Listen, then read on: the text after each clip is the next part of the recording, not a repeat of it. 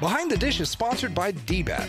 Check out dbat.net for baseball and softball products, franchise information, and to find a location near you. And now your host, John Piper.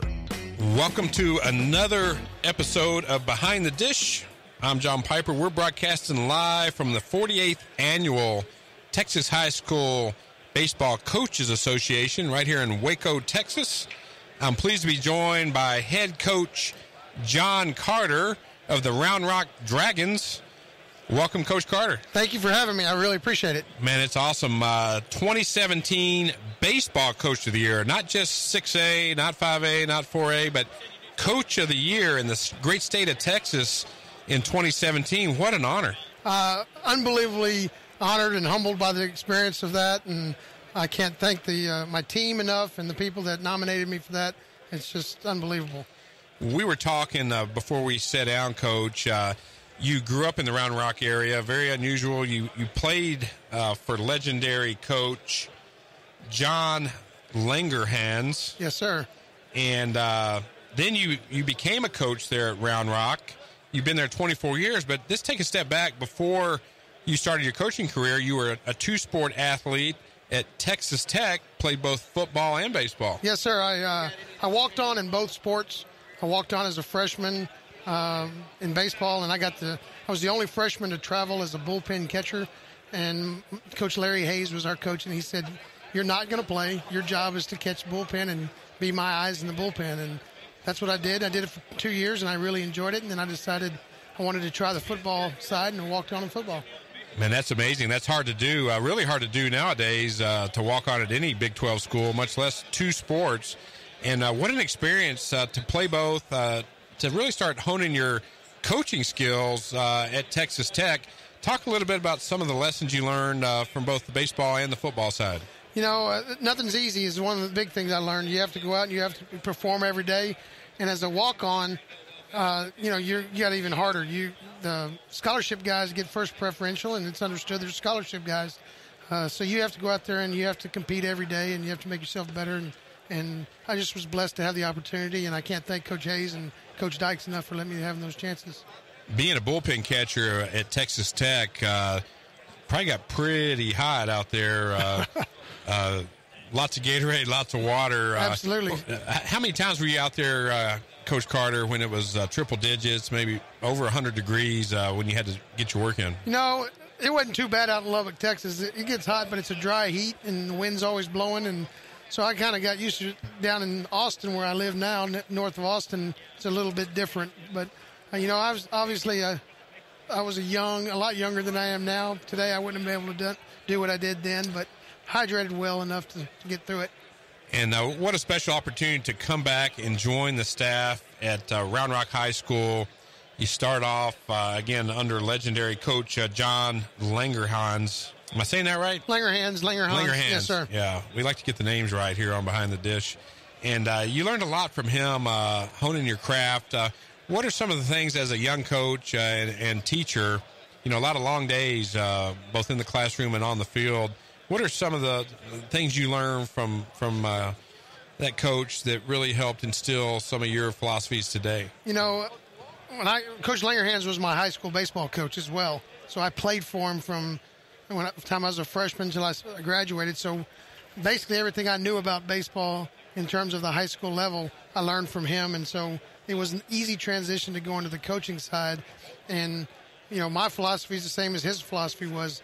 A lot of people use, different verbiage and different things in terms of cutoffs, relays, and things like that.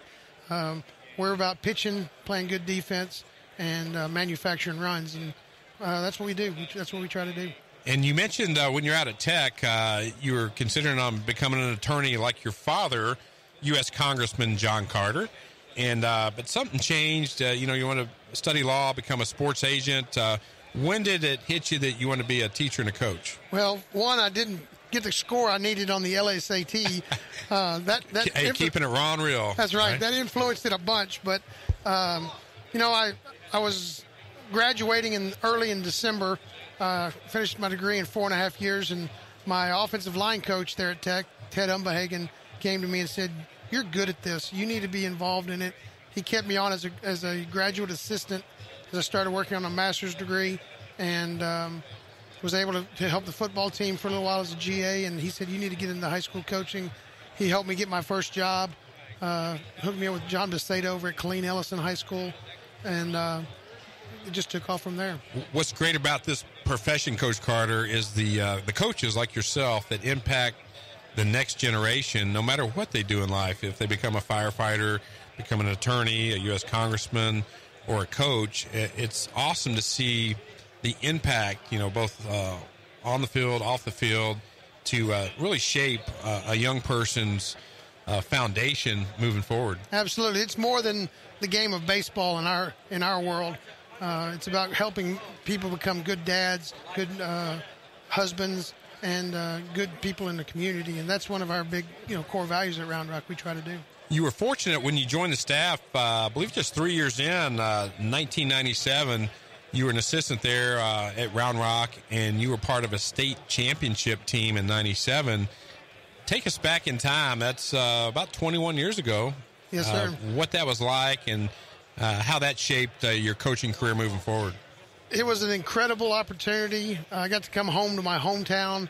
My high school football coach hired me as an assistant, and I came in and got on board with Coach Langerhans. And we had always been when you got to the regional finals, I think at that point, like 6 different times, and never gotten to the show.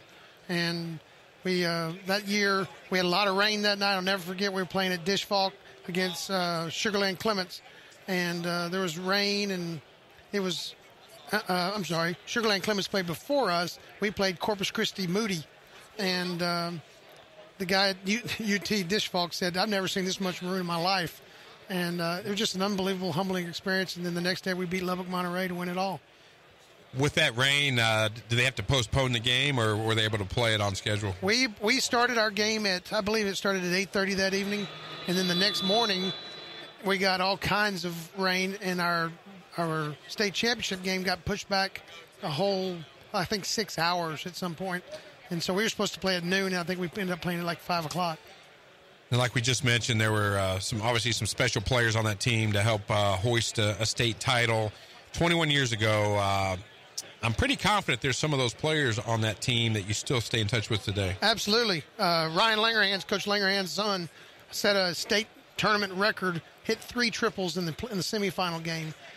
Brian Gordon is now with Brandon Puffer, former Astro, that they've started their own select organization in the Round Rock area. All those guys are still, matter of fact, last year we had a 20-year anniversary of it and gave them all their jerseys. We had, I'd set aside. So we keep in touch with a lot of those guys, and it's great to have that kind of alumni like support. A special ceremony on the field before one of your games? We did it. We do a Meet the Dragons Day, and we did it before the Meet the Dragons and had a ceremony and handed each one of them their jerseys individually. And you should have seen tears came to some of their eyes. Well, I bet. As a young player or even a coach, reflects back on time and some of those pinnacles. They realize now, they probably appreciate it more 20 years later, how hard it was to get there. We were just talking, that's the only state title you've been a part of. You've been to the state title game 2 other times, I believe. I've been to the state title once and the semifinals once. We got beat 2 years ago by San Antonio Reagan in the semifinals. So you've gotten close, but you can sit here and attest, Coach Carter, how tough it is to get there at the beginning of every season. It's opening day. Not a lot of pressure, but as the season progresses, especially as you get into Texas high school playoffs, it's a tough battle. Absolutely. It's a dogfight all the way to the end, and I'm telling you right now, you hear it from my mouth, you got to be lucky. Now, we talk all the time here on Behind the Dish of some special players. We want to encourage those student athletes that are listening right now, or those parents, undersized freshmen in high school that maybe doesn't make their team. Yes, sir. They keep working hard, come back, and become, a everyday player their senior year.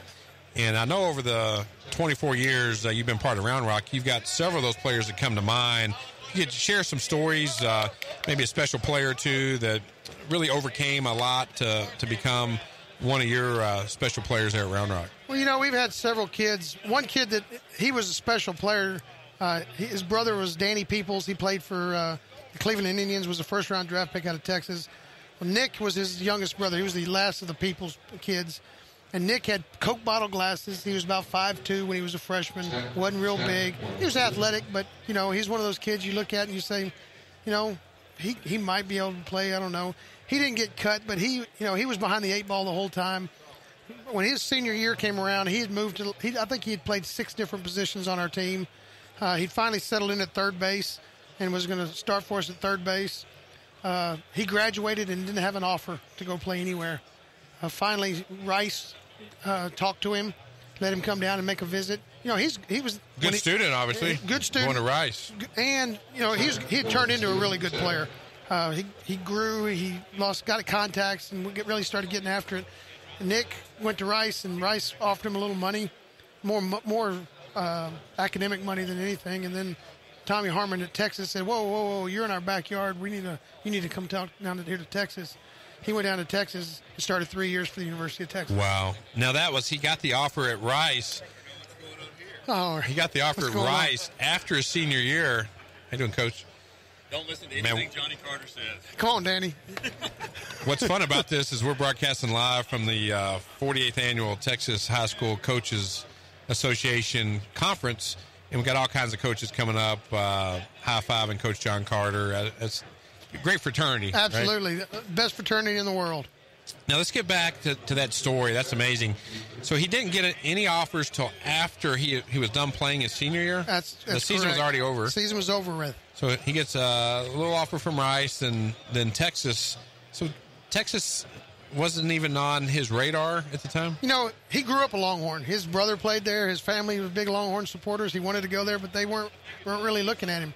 He had some junior college opportunities. I don't know what they were at the time, but nobody big was really looking at him until Rice called him down there. He went down there with his family for a visit to go to school there and talk to the baseball, and they liked what they saw. And then next thing you know, Tommy Harmon's saying, "Hey, we can't let this guy out of our backyard," and he turned into a 3-year starter for him. What position did he play at Texas? Played left field. About what size did he? He was probably 5. Nick's probably 5'9", maybe 160 pounds soaking wet. Man, that is fantastic. So, but if you go back, he was what they called the dirt bag. He was that guy. Do whatever you asked him to. Sound like for you, he played 6 different positions. You probably never heard him complain once. Not once. Nick was a guy who'd get dirty. If his uniform wasn't dirty, something was wrong. So attitude is so important, to get your head right before the season starts, before you step into that batter's box. Having the right attitude makes such a difference. Amen. For the players and even your coaching staff. Coaches have to have the right attitude too, right, Coach? You got to bring the energy every day. Kids, especially this day with the social media and stuff we have, they feed off of it. You've got to bring the energy, and sometimes you got to fake it till you make it. You've heard all those adages. It's a game of failure. It's the people that learn how to deal with failure the best that are going to be the most successful. Now, a couple things you're involved with here with the Texas High School Coaches Association, Baseball Coaches Association, is you are the UIL representative. No surprise, Texas is the largest state of high schools that are involved in amateur sports. Yes, sir. Beyond California, correct? That's what I understand. Don't quote me on that stat. Outside of the school days, so we don't count that. Yeah, don't count me on that stat, but we'll say Texas is the largest for now, right? Yes, sir. You're very involved there, very giving of your time. Dr. Susan Elza, I believe, is going to come on and chat with us tomorrow. But talk to us a little bit about some of the things you're doing with UIL and some of the impact you've had for Texas high school baseball. Well, a couple years back, about 8 years ago, the UIL decided that they were going to take some of our games away from us. And I've been fortunate enough to be in this position for about 5 or 6 years now. And I've been lobbying every year to get those back. And last year we were able to get those games back along with some other associations involved, and that was a big deal for us to be able to bring get our games back and be able to have the extra tournament we need in order to evaluate our kids going into district play. Also, this past year, we were able to move up our first scrimmage from a Monday to a Saturday, and that coincides with the pitch count situation. We talked to the UIL, said, hey, we're trying to take care of kids' arms, but we're going to go out on the first night they're going to throw. It's going to be on a Monday night at dark when it's cold outside, at least let us do it during the daytime when it's a little warmer.